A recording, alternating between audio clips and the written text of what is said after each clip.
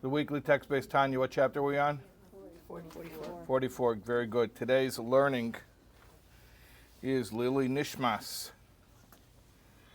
Rafael Zev Ben Eliezer HaKohen. So the learning today should be L'schos his neshama, and if you want to make a bracha, we have zainis and drinks here. I have a little fruit smoothie here. What is this? Green energy. Green energy. Amen. Okay. So since chapter 41, we've been speaking about, what have we been speaking about since chapter 41? Love and awe. Love and awe. Very good. Very good. That is precisely the answer I wanted to hear. In fact, there's only one way you could have answered better than what you said. Awe and love. Yeah, that would be the only way you could have done it better. And the only reason I say it's better is because in chapter 41 he says you have to start with the awe, start with the respect and the boundaries, and then the love, which is important in interpersonal relationships as well. Okay, and we've spoken about, meditation is the tool that we use to create emotions. And we spoke about different meditations. Different meditations means, it's interesting because a lot of people, when they think of meditation, they think of zoning out. So they're like, what are the different meditations? Like different positions that you sit on the floor in? And they don't understand that meditation here, especially in a Chabad context, means different subjects for contemplation. So we've spoken about different subjects for contemplation, different ways to trigger different love and awe. And we're going to continue with more stripes and varieties and flavors of love and awe. Perek Mem Dalet, chapter 44. V'hinei kol medreges avo mi beis medreges elu. These two levels of love that we've spoken about, he's going to tell you what they were, but who remembers last week from chapter 43? What are the two kinds of love that we spoke about? Very good. Very good. Yeah. Excellent. What did you say? She said Avas Olam and Avarabba. Is that like the higher level? So actually, he said it in the reverse order. She said the lower and then the higher. He first says the higher, and then he's like, but don't worry about that. And then he's like, and then the lower. Yeah, Avarabba, also known as Avabatanugim, is the higher level. It only comes as a matana, as a gift from above. Automatic after you Yeah. do the mitzvahs. And then the lower level of love, which is generated through contemplation, called Avas Elam. Not eternal love, like La'olam Vad, but Elam, like the world. And that is a love that you get through contemplating. Avas Elam is through contemplating. But what about Hashem? Because there's a million things. The creation of Hashem, which is the world. Thinking about the world. Seems harder. And then redirecting or reappropriating the love that you have for things of Hashem's world and realizing really that ought to go toward the one who created that world. Where does Ahava Mitzvah come in? So somebody asked that last week as well. Where does Ava Mitzvah come? Oh, you weren't here? Oh, okay. And what did I say last week when somebody said, what about the Ava Mitzvah? What did I say? You remember? It's innate. I said, well, that's what Ava Mitzvah does mean innate, but You said we'll get to that. I said it's a perfect question that you're asking, and we're coming up to it. Yeah. So you're asking the right question because it is going to come up on its own, but not just yet. But perk up your ears because it's coming. Okay. So he says these two levels of love, Avarabba v'Avas Elam, the higher level and the lower level, Nechalokes lekama bechinas medreges leinkatz, can be further subdivided into infinite subdegrees. Kol chad lefi shuri delay, each person according to their level. In other words, there's many different versions of these loves as there are people, and probably more.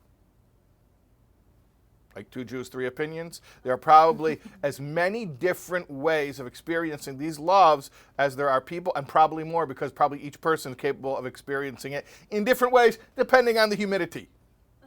I know for me, the humidity affects my Ava and my Yira, definitely. Okay. I say these things not to be funny, by the way. I just want everyone to know. I mean, I know it's funny, but I mean it really seriously. I know it's funny, and I know why people laugh, but I don't want to confuse anyone to think that I'm being silly. I'm being real. So I'm saying Avos Olam is like this catch-all phrase that if you really want to get technical, probably includes in it, well, he says infinite. So I was going to say, it probably includes more different actual types of love than you could count. That's what he said, Ein Ketz. More than you could count. But there's a rubric within which you can fit these types of love. So basically, we're speaking in categories. That's also a helpful thing to know when we're talking about these spiritual concepts. They're so fluid and so abstract and so nuanced.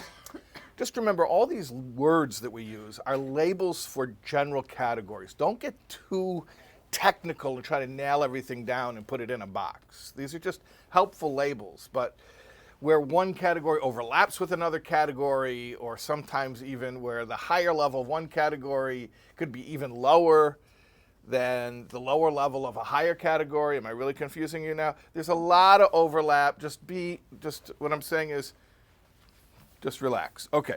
So at any rate, there's a lot of different types of subdegrees of these loves.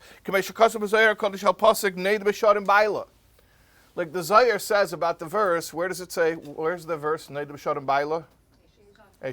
Which is from where? Yeah, Mishle. Very good. Excellent. Her husband is known at the gates. But the Zohar says, the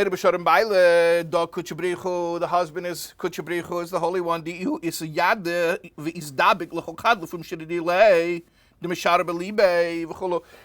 The husband was known, not Bisharim at the gates, but the shiur, the amount that each person is able to muster. In other words, Hashem is the husband who is known relatively. Each person knows Hashem on the level that they're capable of knowing him. And that level also grows through a lifetime as well. So it's not just each person, it's each person on any given day will know Hashem at a different level. So all these levels of love are all proportionate to our capacity to know Hashem on that particular day. That's why love and awe and love actually says here, awe and love are called Hanistaris L'Shem Elokeinu, the hidden matters that belong to God. It's what I was saying before. It's like, don't try to nail it down so much. These are very fluid, abstract concepts. Their definitions change and overlap. Don't try to nail it down. The Torah mitzvahs, on the other hand, Torah and mitzvahs, are the revealed matters for us and our children to do. In other words, you want to talk about love and awe? No problem. I love to talk about love and awe. Just don't get too attached to definitions because they're fluid and relative. You want to talk about halacha? Oh, no problem. That we could be very technical. There's a right way of doing something and a wrong way. I know a lot of people get offended by that. A lot of people who are into the personal relationship with Hashem, I'm spiritual, not religious, those types, and they get very offended that there's a correct or incorrect way of performing a mitzvah. But you know what? I know a lot of people who are into the technical side of halacha who get weirded out by the love and awe. So Hashem made all types. Hashem made all types. But we got to be both. We got to know which stuff is which. The love and awe is nice to learn about. More than nice to learn about. It's vital to learn about. Just understand these are abstract concepts. And then as far as practical Judaism, okay, you want to be very, very rigid and you want to say right or wrong, how do you do it? Give me the actual parameters. How much of this do I have to eat and what amount of time in order to do the mitzvah? No problem. We can quantify stuff when it comes to mitzvah observance. But when it comes to love and awe, it's very hard to quantify. It's a very personal thing and it's different for each person. Like I said, it could be even different at different moments for the same person. Okay. We all have one Torah and one law, talking about halacha.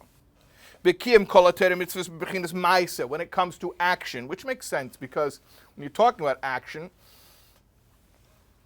and don't give me any of that quantum stuff, okay? I'm not interested in that right now. You're talking about from like a Newtonian physics point of view, the world of Maisa, of action, you could pretty much only do one thing one way at one time. Okay? You can't, look, Beis Hillel and Beis Shammai are both right. Elu ve'elu divrei Elokim chayim. But when it comes to Hanukkah, you can only light one menorah one way. So when it comes to halacha, everything is basically, it is what it is. Not so when it comes to on love. It's very dependent and very personalized on the person's capacity, how much das they're able to have in their heart, in their mind, and in their heart. Kniskalel, like we said above. Okay? So please just understand that this emotional stuff is very hard to pin down. If you ask about a halacha, yeah, either I could tell you were yetzer, you were not yetzer. You did it or you didn't do it. But it comes to love and all. Did I have the love? Yeah, you did. Well, no, did I really? Well, compared to the way you'll have that love tomorrow, no. But compared to the way you're capable of doing it right now, yeah. Well, I just want you to quantify it. I can't quantify. These things are very abstract. Okay. Why is he saying this at this juncture here? However, there is one type of love. After he gives us this preface, now he throws you for a loop, and he says, however, there's one type of love, which actually contains within it all the different levels of Ava Rabba and Ava Selam, the higher love and the lower love that we learned about last chapter. And it is equal for every Jewish soul, which is funny because we just said that love is so different for each individual. And now we're saying there's this love that is universal and equal for all Jewish souls. V'yerusha lanu maveseinu, and where do you get it from? It is a yerusha, it is an inheritance, a bequest that we get from the aves. Here we go. Very good. So you heard, but that's very good. You heard the cue.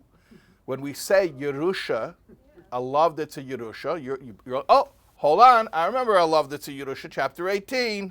Yeah, okay, so now we're getting to Ava Mesuteres. Very good. He didn't use the word Ava Mesuteres yet, but you recognized it from that term, Yerusha. Very good. Excellent.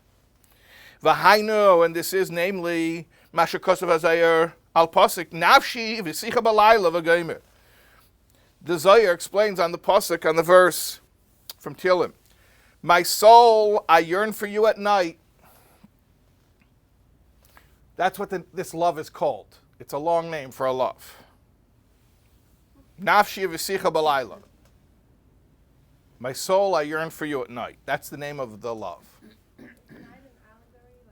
What? I have no idea what it means yet. I'm just telling you the name of it. That's it. My soul, I yearn for you. I yearn for my soul, or my soul? I'm speaking to my soul. My soul, I yearn for you, my soul, at night. That's what the verse means. Okay, and the Zohar explains what is that level of love described by that phrase in Tehillim. The Yarchim L'Kutsha Bricho Richamusa De Nafsha V'Rucha, that you love Hashem with a love of your nefesh and ruach. Kamod dis dabku ilain b'gufa v'gufa rachim loin v'chulu. The way that how should we translate this? The way that the soul, the nefesh and the ruach, cleave to the body, and the body loves them. In other words, the basic desire of the body to be enlivened by the soul. Survival. You want to know something morbid that I say every time I teach this? And I always say it because in this generation, everybody is so depressed. And they say, well, not everybody wants to live. you're right. On a cerebral level, a lot of us don't want to live. But you take a depressed person and you try to suddenly drown them, and they'll fight back. Now, after they're finished fighting back, they'll be like, why did I fight back? I wish I died. So there's a survival instinct. It's hardwired. The body wants to live. Now, I wouldn't have had to say that 100 years ago, because everyone 100 years ago knew that everyone wants to live. That's what they were struggling with. Well, they spent a lot of energy on Survival. survival, so they all knew they wanted to live. Yeah. So in this generation, we all think we want to die, which is true on some level. There's a part of us that is morbid and self-destructive. Freud called it the death wish, which I believe is actually you want to hear my theory? Is that Freud was talking about the desire of the nefesh elokis for self-annihilation, not in a self-punishing way, but its desire to become subsumed in the oneness, to lose its separate selfhood. And that's what he didn't have words for. Because Jung, he part from Freud because of spirituality. Jung was very into spirituality as essential to mental health, and Freud, being Jewish, could not afford that luxury. Being Jewish, he could not admit that spirituality had any real place in the human experience.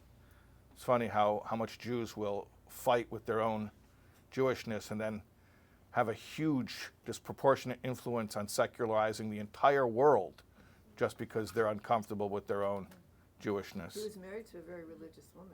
Who, Freud? Yeah. Yeah. Her father was a rabbi, and he didn't want her to light those Shabbos candles. It's probably very threatening, yeah. Yeah. Did he go through like?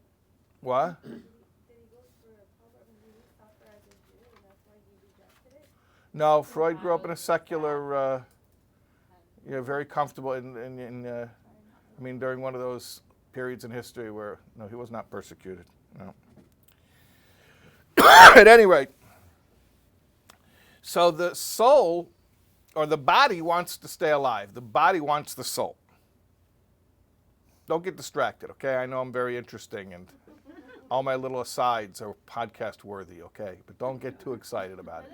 Let's stay back on topic. The body wants to live, but the soul wants to be with Hashem. Okay, don't worry about it. Just let's stay very, very, very focused. The body wants the soul, right? Let's just keep it really simple. The body wants the soul, right? Okay, right? The body wants the soul. So just remember that. V'zeu shekosov nafshi v'sicha.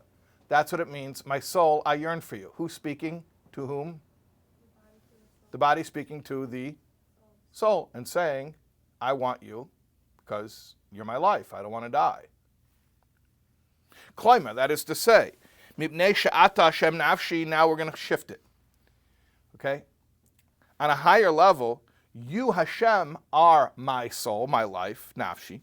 V'chayu amitim, my real life. L'kach, therefore, v'sicha, I yearn for you. Pirush, meaning, shani mesavev v'toiv l'cha ka'adam mesavev l'chai nafshay. I yearn for you like a person who's yearning for his life force. Ch'shu cholish, for instance, if he's sick and weak, u'mu'una, mesavev v'toiv tashud nafshay elav. A person who's weak and he doesn't have his life force, he yearns for his life force to return to him. So that's what we're describing. The love of Hashem that is akin to the body's yearning for the energy of the soul to fill it. We want Hashem. Why? Not because of Avos Elah, because Hashem created everything and everything's so exciting. But hold on, why are you excited about the things He made? Be excited about Him Himself. That's a whole meditation. This is much more simple. You have a hardwired desire not to die, to be alive, when you're not overthinking things, okay? That simple desire for your life force is the most basic desire for Hashem. You want the life force because He is the life force, period. Simple as that. This is what we're saying, yes. So this is the love that we're describing now. It is a love of Hashem that is, first of all, universal. We called it Shava L'chol Nefesh, because it is just the basic desire of the organism to maintain its life. V'chein kishu hoylech lishoin, so too when he goes to sleep. Misav v'chavas shetoshuv nafshei elav k'shier mishnasei. He hopes to be re-energized by his sleep. Tired person, imagine a tired person. Kach ani misav v'toiv lo'erin tov baruch hu. In such a way do I yearn for the infinite light. Chaya chaim hamitim, the true life of all lives. That when I get up in the middle of the night to learn Torah, I'm yearning for my life to be returned to me. For Hashem and Torah are totally one. Torah and Hashem are totally one. At any rate, the point is, I'm loving Hashem, I'm yearning for Hashem the way, on the most basic level, the body wants the soul to keep it alive. Like the Zayar says, the boy barnash merechamusa de kuchabrichu lemeke b'chol laila lishtadla b'pulchone ad tzafra chulu. Person gets up every night. It's talking about people get up at midnight and serve Hashem until the morning. Okay, so that is the type of love that is sort of like the Ava Mesuteris that we learned about back in chapter 18 and chapter 19.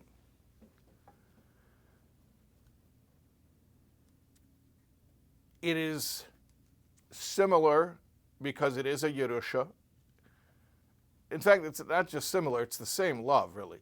But it's Yerusha means inheritance? an inheritance, yeah. Meaning, as opposed to what? Why does he highlight it's an inheritance? Cultivating it through meditation, right? Very good. Like Avos Olam, you have to actually go engage in that cognitive exercise in order to create that love. This, he's saying, it's already there. In fact, it's the most basic instinct that's just hardwired. You don't want to die. Now, there's a certain little bit of cognitive exercise required here because you do actually have to be intelligent enough to make the analogy that your desire to not die actually is, here's a little bit of a cognitive step, your desire for Hashem, who is that life force or the source of that life force. So you have to actually be capable of making that association.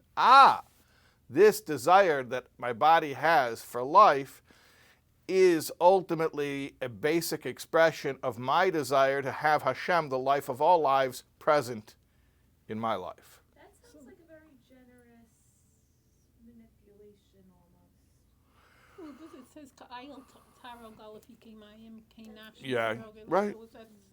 Yeah, but he's making a statement that this is already universal. And I think it could be demonstrated.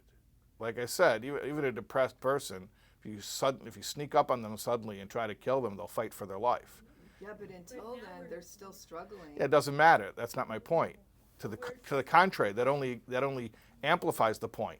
So Somebody could tell you they're welcome suicidal, to and a them. second later you try to run up and murder them, and somehow their body will fight back. And after they fight off the attack, they'll say, "Why did I do that? I wish I died." But it's amazing, it's remarkable that there's this basic desire for life. That we're then jumping They want to and do it saying themselves. They there's don't want a anyone desire else to for do it. Hashem in our life. Yes, correct. Isn't it self-serving? Yes, it is That's self-serving. why I say it's manipulation.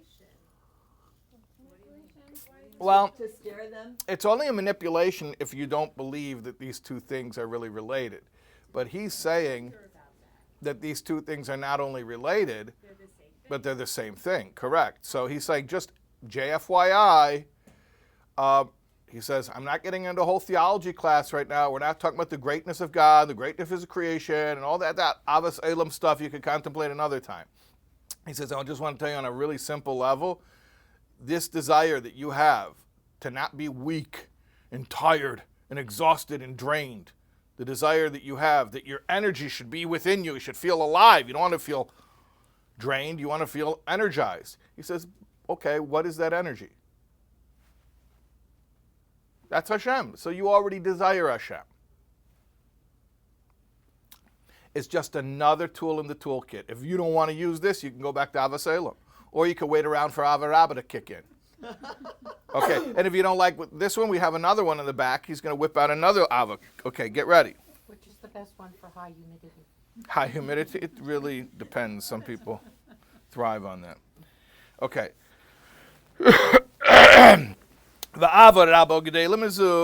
Now we have a greater love, a love that is greater than that. It is similarly also an inherited love that every single Jewish soul has installed. Like when you get not that I've used a Windows computer in over 20 years, but you get the Windows Office suite when you get you get Microsoft Word. I've been using a Mac for 20 years, and I still have to get the Microsoft Word for Mac. It's so dominant. I remember back in the 90s, every computer was a PC, would have Microsoft Word. I don't know why that's my muscle for it. But anyways, so... But we have a good question back here. Yeah, what's the question? Were you talking about Jewish souls or just Jewish souls. the basic desire? I mean, Because you're talking about an inheritance that you got from your fathers. So this is a family thing. These are the people who are the spiritual descendants of Abraham, Isaac, and Jacob. So this is an inheritance we got from the Avos. He, Asher Kosher B'Raya Mehemna, and it is what is referred to in the Raya Mehemna. Raya Mehemna is a section of Zohar.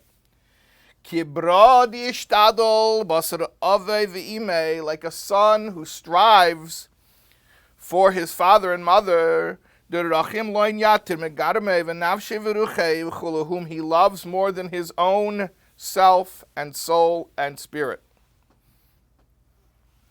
This is filial love, filial devotion. The son who loves his parents. You're going to say, again, this is even worse than the previous thing, because today everyone will say they don't want to live and they don't love their parents. All the basic things that the Alter Rebbe used is like, we don't even have to discuss it because it's so universal, and we live in such a world today where all these basic universal things are in question. It's like, everybody likes to live. No, we don't like to live, right? And we're not even being contrarian, we're that messed up. But hold on a second, let me illustrate this. Just like I explained before, everyone wants to live, okay? And I told you how I could prove that. So everyone loves their parents. No, I hate my parents. That's why I'm in therapy for 30 years. Okay, let me explain something to you. Even somebody who hates their parents loves their parents, which is why you're in therapy for 30 years. You're not in therapy for 30 years because of all the other people you hate.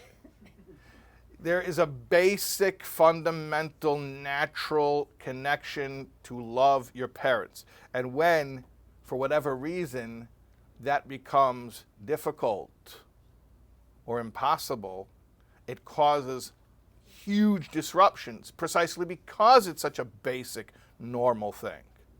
Also with Hashem. Well, we're going to get there. That's how you know you're in a relationship. How do you know you're in a relationship? Right, that when you hate somebody, you don't just move on. Exactly. Right, even if you don't talk to them anymore. So is this Avinu, this filial love? We're going to get to, hold on a second.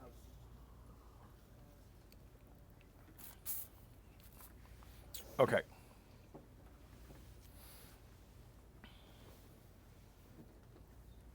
So, we have this basic love. A child has this basic love for their parents. Now he says, Ki haloi of echod lukulanu. Do we not all have one father?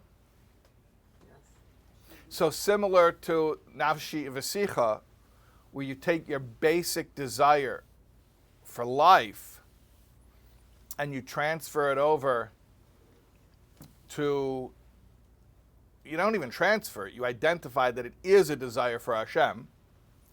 So similarly, here, we say you take this phenomenon of the love that a child has for a parent,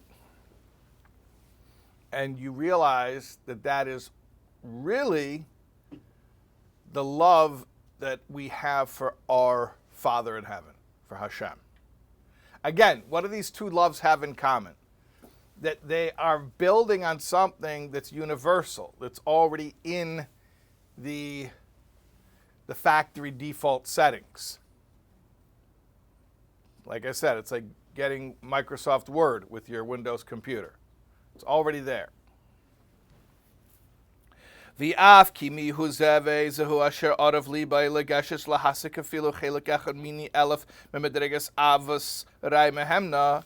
And although who could dare approach the level of love, even 1,000th of it, that the faithful shepherd, that means Moshe Rabbeinu, had, meaning these paradigms really originally in context to describing Hashem, Moshe Rabbeinu's relationship with Hashem. Kol Malkim, nevertheless, Harei Efes Katzei of Hashem's Menhu Meirav Tuv. There is at least a smidgen, a tiny degree of it that we are able to experience. Meir Lechlalis Yisrael B'Chol Devader, which shines into the general body of Jewish souls in every generation. Shekemei Shekasu B'Tikunim, like it says in Tikun Isaiah. There's an extension of Moshe Rabbeinu in every generation to illuminate the generation. However, this extension of Moshe Rabbeinu, which is present in our souls, is in a hidden state. And in order to bring it out from its latent state into a revealed state, so that it should actually be felt in your heart and mind, it is not wondrously removed from you, but it is accessible, it is near to you in your mouth and in your heart. Remember, this is from the title page. This matter is very near to you, in your mouth, in your heart, that you may do it. What does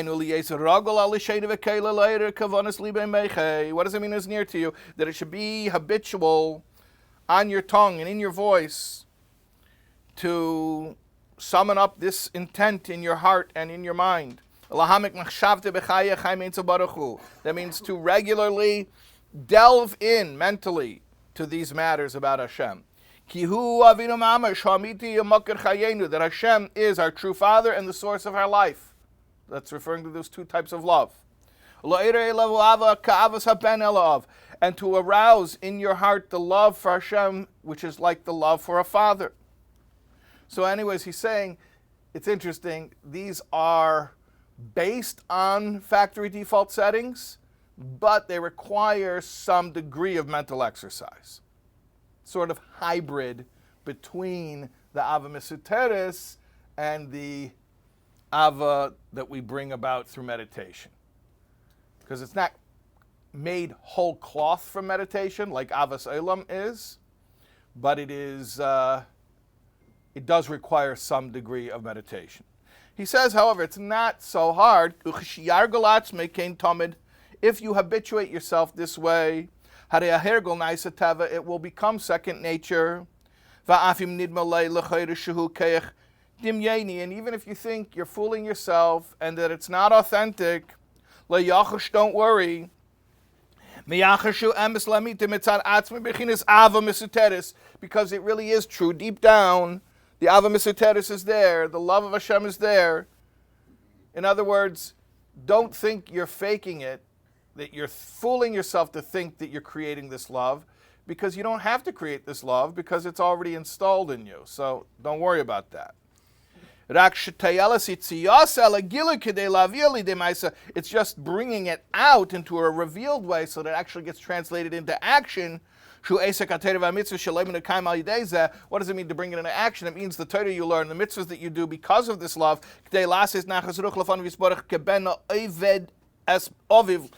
to give pleasure to Hashem, like a son who wants to give gratification, who wants to give nachas to his father. So at any rate, the love is there no matter what you do. It's just the activating it that's going to require your work. Yeah. Even means a trigger though. Ava Misoteris is not a meditation, though. He just calls it to remember. He calls it remembering. I thought it needs a trigger. I thought it needs No, a corner. his whole point. No, then what would be the point of it? Okay, so let's go back to that, but I want to do it in 60 seconds or less. The point of the Ava Misoteris is not that it gets triggered by a case of martyrdom. That is not the point. No, not, That's an not illustration not that it is there. It is there because we see that non-observant Jews will give up their lives throughout history in order to remain Jewish. So that's the proof that the phenomenon exists. That's not what he says to do. He doesn't say to hire the Spanish Inquisition to creep up on you. some sort of trigger. Though. But that's not his point. No. The trigger is the illustration that the phenomenon exists.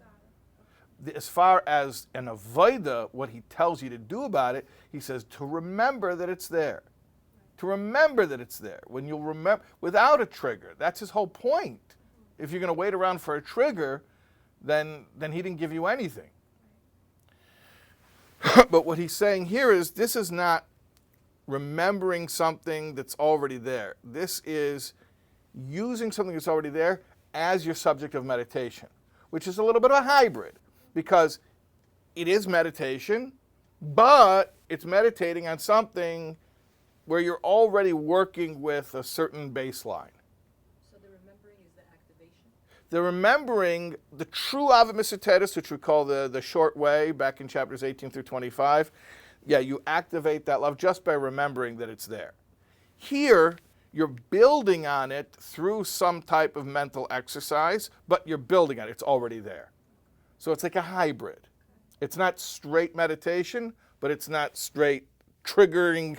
We'll call it triggering, but it's not really triggering. It's an internal activation of the hidden love. So this is a hybrid, which is exactly what you asked before we started the chapter. You're like, hey, what's up with Ava Misoteris? So this is what he's up to now. Okay. Val Zeh Amru. Regarding this, it says, that Hashem includes or matches a good intent to a deed, that gives the action wings to fly above, like we spoke about earlier. We said, was it chapter 17? It's either 16 or 17, that sometimes you can't achieve real ava or real yira, but just the desire to do so, if it's enough to bring you to action, so that can serve as wings for the mitzvah. And he's saying the same thing over here. Just the fact that you consciously think about these loves, so whatever the outcome, as long as it gets you to do what you need to do, so it is serving its purpose. And the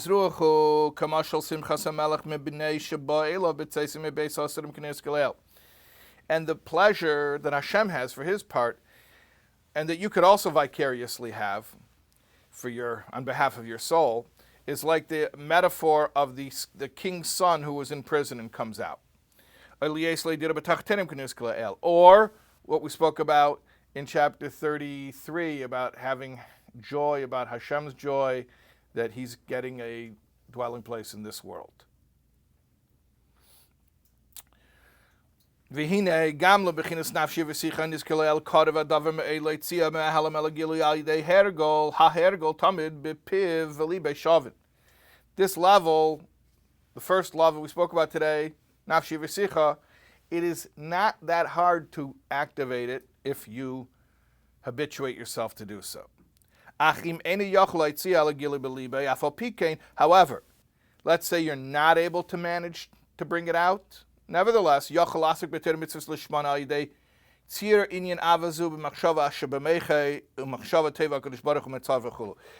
fine, just think about it, and that'll count as if you actually connected with that level of love. So you're going to tell me, I thought about it, nafshi v'sicha, and I didn't feel it. Fine, no problem. As long as you thought about it, it counts. I mean, as long as you thought about it and then you did what you were supposed to do afterwards, meaning you actually learn Torah and do mitzvahs, then that counts. But I thought that this is saying that it's just the desire that counts at this point.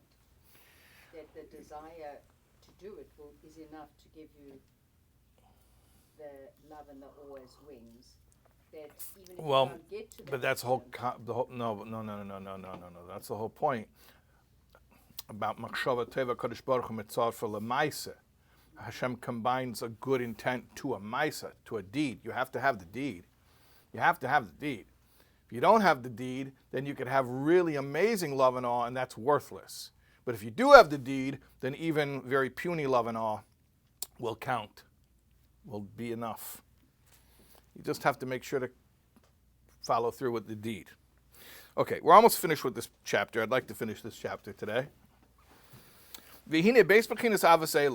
These two types of love that we spoke about, nafshi v'sicha and kibradi shtadl, my soul I yearn for you, and like a son who strives for his father and mother. The two loves, my soul I yearn for you, and like a son who strives for his father and mother. Those are the names of those two loves today. Although they are both, he made the point, they are both inherited, they're hardwired in the soul, as well as the awe that's included within them, because it's never just purely love. The love has within it the awe, the fear of separation from your beloved. There's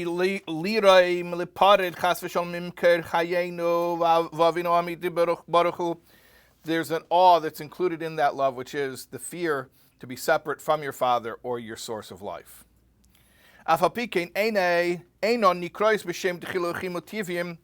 He says, these loves or awes or loves are not called tivium, natural, except if you just leave them alone to be totally instinctive. Then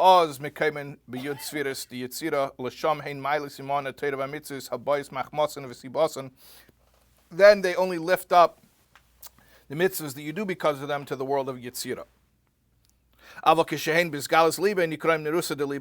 But if you bring them out to actually feel them, meaning you activate them through meditation, then it's called Rusa de Liba, the arousal of the heart. Then it goes much higher, it goes to the world of Bria, and lifts up the Torah mitzvahs that you do because of them up to that level. In other words, he says like this, if you don't do anything with these two types of love, then at the very least, as long as you act on them, when I say don't do anything, I mean don't meditate on them. You just leave them raw and natural. As long as you act on them and they bring you to do Torah mitzvahs, so it's of a certain level, which he calls Yetzirah. But if you add to it some type of contemplation, where you meditate on it as a subject of meditation to amplify it, then it kicks it up to another level, goes up to the level of Bria. Because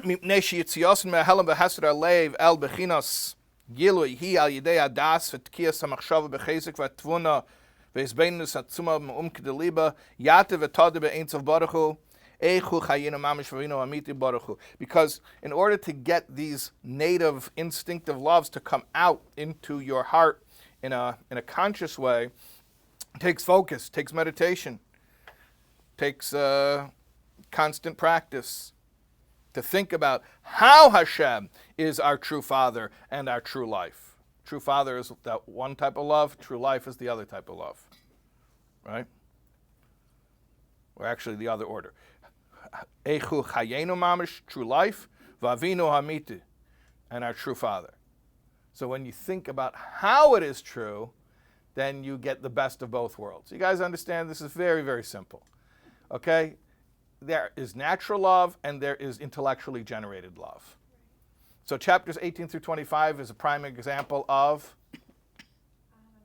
which is natural or intellectually generated? Natural.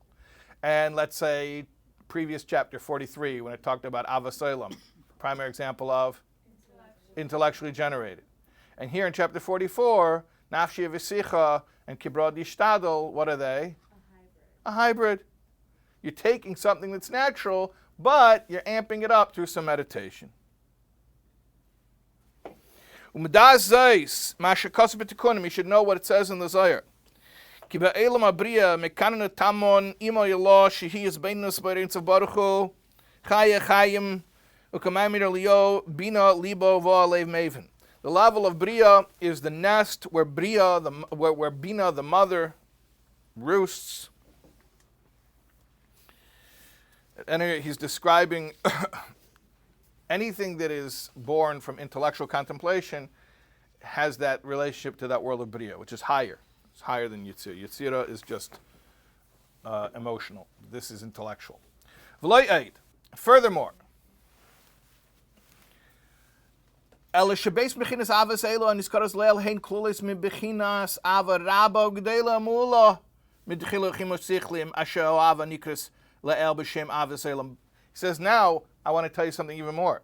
These two types of love that we've been speaking about in chapter 44, Nafshi V'Sicha and Kibrod Yishtadol, these two types of love we've been speaking about, actually have within them an aspect of Avarabba. Remember from the previous chapter we said there is Avarabba, but don't worry about it because you can't attain it through meditation. So he says, I want to tell you something. These two types of love we're learning about in this chapter, they actually have something that you couldn't get through Avasalam. They have a certain aspect of Avarabba.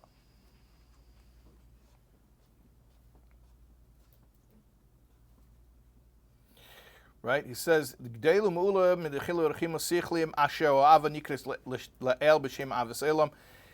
aspect of Avarabba, not like Avasalam.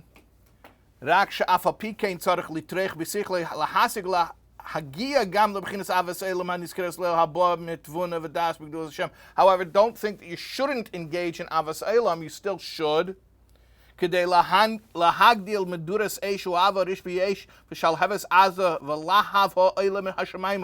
order to get that fire of love to shoot up, you should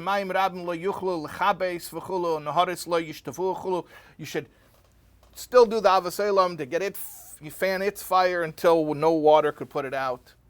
Why should, okay, let me back up. He says, because these two loves we're learning about this week are hybrids, they have, in as much as they are natural, they have a certain similarity to the Avarabba. Avarabba is also something you can't create. It's not of human effort. It's a matana. Well, this is a Yerusha. It's similar in that respect. Oh, so now I can just skip Avasalam. He says, no, don't skip Avasalam. Still, you do all of them. Do all of them. Still do Avasalam, which means intellectually generated love. Ki yesh yisr namayla b'chinas ava kishbi eish v'shal haves azav v'chulu haba mehetvun avadas b'gdulas ein zabaruchu al shtei b'chinas ava niskaris le'el kasha einan kishbi eish v'shal haves v'chulu. He says, why? Because when Avas Olam is really raging and on fire, when it is, then it's more powerful than Nafshi V'Sicha and Kibrod Yishtadol.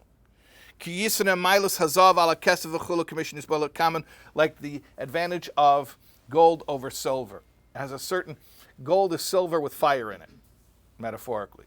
It has a certain fire in it, certain passion. The meditation is the fire and the passion, as opposed to something that you didn't work for because it's already installed in you, so there's no fire and passion, it's more calm. V'gam kizeh kol ha'adam v'tachlisai. He says also, this is the whole purpose of life, is to work on trying to create more love and awe. So don't exempt yourself from Avasalam. L'man dasas kved Hashem v'yikar tiferes gdulasa ish kfi asher yuchel says. Everybody has to try to contemplate the greatness, the glory of God, according to their capacity. Like it says in the Zohar, in Rai Mehemna Parshas Bay, begin dishtameidun lei v'chulu v'keneda. Hashem created the world in order to be known. So the purpose of life is to know Him, which means you got to work as much as possible intellectually to try to contemplate and to appreciate. So don't exempt yourself from Avos Olam that we learned about in the previous chapter. However, please appreciate that these two types of love we're learning about in chapter 44 have a certain advantage over Avos Olam. You following? In that, The advantage of the two types of love from chapter 44, Nafshi v'sicha and Kibrod Yishtadel, because they are they fulfill the purpose. a Yerusha, they are given to us, then they are greater than anything we could have accomplished on our own. And in that sense, they're similar to Avarabba, which is love that was given to us as well, which is greater than anything we could accomplish on our own. Nevertheless, still engage in the meditations that bring about Avos Olam from the previous chapter, because, first of all, when Avos Olam is on fire, then it is a greater form of love than these other two loves. And also, he says, because that's the purpose of life. The purpose of life is to come down into a body and try as much as you can to connect through your own mind, through your own ability to contemplate. So don't just skip that and say, oh, great, I got these two types of love that are basically already done for me, like a Betty Crocker cake mix. That's what they are. You know, Nafshe v'sich and Kibrod Yishtadel is like, oh, you're such a good baker. Well, the secret is a mix, a cake mix, right? Whereas Avos Olam is like, no, you went out and you bought a sack of flour and eggs and whatever else. It's much more, or maybe even you grew the wheat. Not sure. I have to think about the metaphor. But, okay? So you need it all. Much more labor intensive. It's much more labor intensive. Avos Olam is much more labor intensive. Correct. But because it's labor intensive, it's going to be proportionate to your labor. Whereas Nafshi v'sicha and Kibrod Yishtadel were given by Hashem, or mostly given by Hashem, so it has that certain capacity that's beyond what a finite being could access. So Rabbi, it's like self-satisfaction that's attained through someone being self-made as opposed to someone who inherited. Right, exactly. And so we have both. We have the self-made man and the trust fund baby types of love, right? And we should do both. Okay, very good.